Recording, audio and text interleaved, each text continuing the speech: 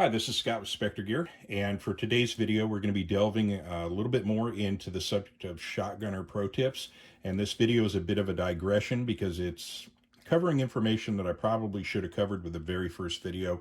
So you could kind of understand what we're doing here, why we're doing it, and it'd make a little bit more sense. But the whole idea here is to impart some of the information that I picked up over the years as a professional firearms instructor, and just to kind of give you an idea of what I'm talking about there. When I was with the Kings County Sheriff's Department, I was the lead firearms instructor for the detentions division. I attended all of the usual professional instructor level certification, and then was fortunate enough to have a very accommodating supervisor that let me go to a lot of interesting high-end training. The one of the things I think that probably impressed me more than any other firearms training I ever went to was when I started attending some of the gunsight training courses. And Gunsight at the time had a mobile training team that would pass through California, and they offered the full range of courses that they offered at the actual physical location in Arizona. But I was able to attend quite a few pretty nice high-end courses that were taught by Bill Jeans, and in the process of that, I got certified as a tactical carbine, tactical pistol, and tactical shotgun instructor.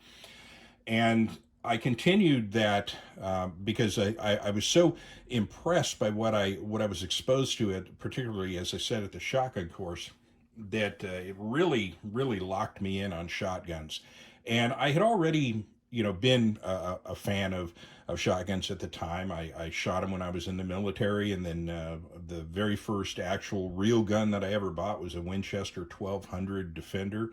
um, so I've always had an affinity towards shotguns, but I really didn't even know what I was doing, despite having been, actually trained by the state of California to operate a shotgun.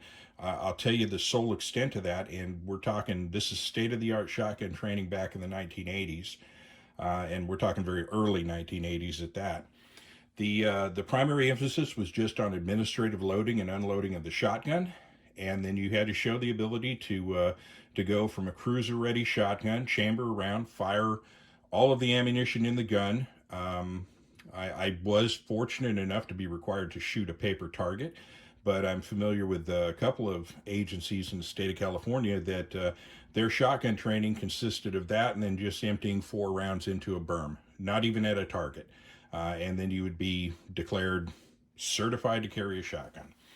And that was, excuse me, that was kind of how the shotgun was regarded at the time. There was a great misunderstanding as to what the shotgun actually would or wouldn't do.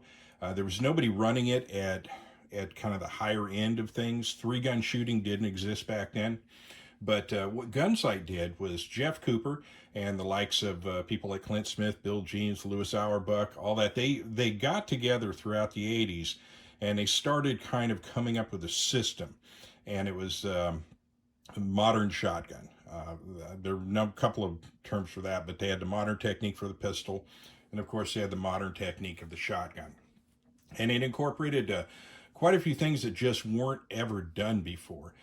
They really promoted the use of either express sights or ghost ring sights on guns. They promoted the the effective, actually the understanding of what your buckshot would actually do. They identified 3 specific zones of operation: the A, B, and C zone.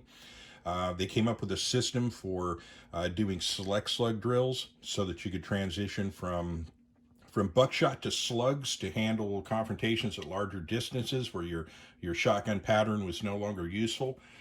Just an amazing series of techniques came out of this program. And one of the best statements I ever heard came from Jeff Cooper himself, and he said that when it came to shotguns, the way most people were operating a shotgun was like owning a Ferrari and never taking it out of second gear. And it's very true, because based on the limitations imposed by the actual design of the gun, not taking into consideration things like reduced length of pull stocks, better sighting systems, a number of factors in terms of the equipment, and then of course the techniques. None of these things were being done, but once they were, the shotgun became a completely different animal. It became a much more versatile weapons platform. And if you couple that with the absolutely devastating wounding effects of the ammunition within 150 yards, it quickly became apparent that a shotgun used properly is kind of the ultimate close quarters battle weapon. Now, I will be the first to say that it would be absolutely ludicrous to arm an entire military with shotguns and send them out to do what militaries do. I recognize that this is, in fact, a specialty weapon, particularly in terms of military circles. But I'm not talking about military here, and that's one of the problems in the firearms community right now. Is that a lot of people take doctrine, technique, principles in terms of equipment that the military use, and they try to apply that to civilian operations, whether it be citizens or whether it be law enforcement. And those military techniques and some of that military gear does not translate well. What I'm talking about here is the shotgun as either a close quarter battle weapon, as a specialty weapon for a law enforcement tactical team, as a pretty good long gun for a patrol car, and in terms of from a civilian or citizen standpoint, an excellent home defense weapon. And it's a weapon system that is, I hate to make it a factor, but in certain states, particularly my state of California, there's no place I can't go with a 12 gauge shotgun.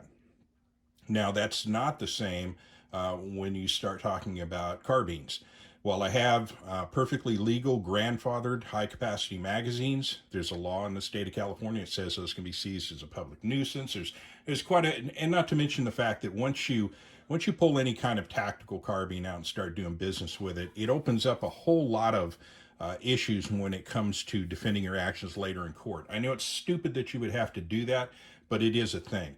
A shotgun is something that pretty much everyone understands. A shotgun is looked at as pretty much almost like the lightsaber, as the saying goes, whatever it is, an elegant weapon for a more civilized time. But suffice it to say, the shotgun from an optics standpoint is a pretty decent weapon system. But like I say, what's going to be important is understanding not only how well the shotgun performs, but also how well the shotgun doesn't perform in certain cases. So this is an intro video. We're already going a little bit long. We're at about 8 minutes, but the whole intent of this series is to present to you some of the techniques I've learned over the years that can be visually represented on YouTube videos. Now, there's no substitute for actual supervised professional firearms instruction. I understand that, but I also understand that given the current times we're in, given some people's financial situation, they may not be able to attend this kind of training. So it's my intent to provide some of this as best as possible to maybe help people advance some of their skills forward or gain a better understanding of the weapon systems they're using. So that's the intent of this, a little bit of free give back. I did this professionally for a long time. And to be completely honest with you, I'd hate to die with these techniques in my head and not have imparted them out there somewhere else. So if anything, it's information out there that will, survive for another generation, may even include my own grandsons. So with that, I'm gonna go ahead and bring it to a close at this point. I've talked far enough, but where we're going to be going with this in the next couple of videos is I'm going to be talking a lot about ammunition. I'm going to be talking a lot about wounding factors, because with as much stuff as we're talking about, and with this emphasis that the shotgun is a thinking man's weapon, and it is a thinking man's weapon, it's by no means nearly as I mentioned before. It's not as straightforward as you think. It's not as easy as you might think.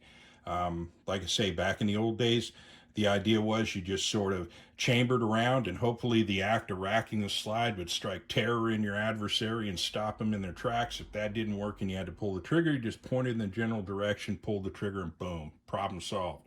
And that is not the case. Again, could not be further from the truth. There are cases where at close ranges, if you don't aim this thing properly, you could miss your target entirely. There's also cases where the person is far enough away from you that when you pull the trigger, if you lack the understanding of the patterning of your weapon, you could miss the person completely. So I'm going to be talking a lot about understanding your ammunition, going to the range and actually patterning the ammunition properly, knowing the effective range of the gun with the specific ammunition that you have in the weapon. And I'll explain why that's the case when I get to those videos. But we're also going to be talking about, again, what makes all of this worth doing. And it does come down to what this ammunition does. What the double-aught buck and the 12-gauge slug will do is deliver performance to a lot of those carbines, which are a lot more straightforward and easier to operate and implement. But it's going to point out that at close range, they don't come close to what a 12-gauge shotgun will do potentially. So again, with that, I'll bring it to a close. Next video coming up, we'll be talking about principles related to stopping power and wounding. So with that, I'll bring it to a close. Thank you for listening. Have a great day.